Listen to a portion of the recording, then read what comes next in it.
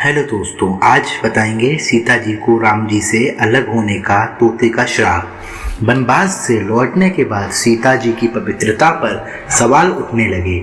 श्री राम जी ने सीता जी को छोड़ दिया। सीता जी को अपने पति राम से दूर जंगल में जाकर रहना पड़ा। यह सब एक तोते की श्राप की वजह से हुआ। रामायण में श्री राम जी और सीता जी के वियोग की कहानी सभी जानते हैं।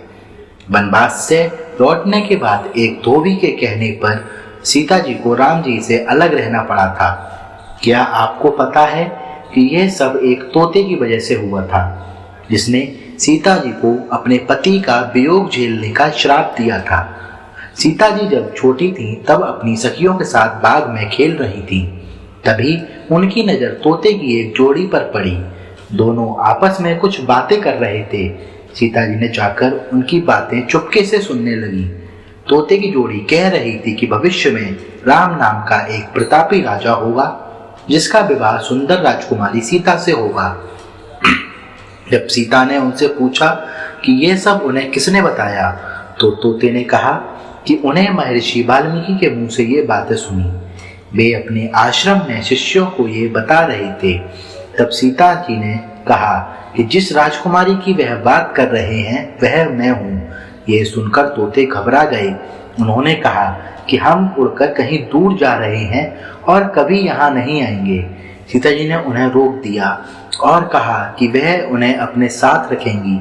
इस पर तोतों ने कहा कि वे आजाद पंछी हैं और किसी पिंजरे में बंद होकर नहीं रह पाएंगे।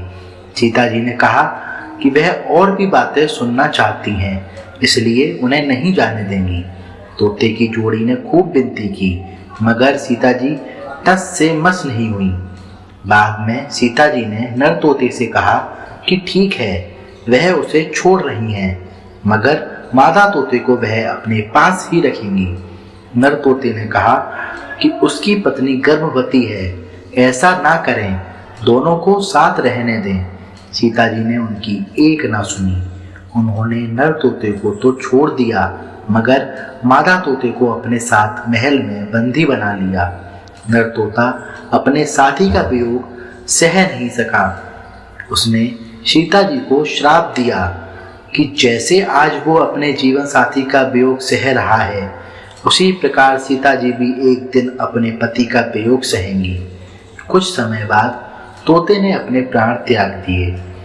सीता जी को जब पता चला तो उन्हें बहुत दुख हुआ, मगर अब बहुत देर हो चुकी थी।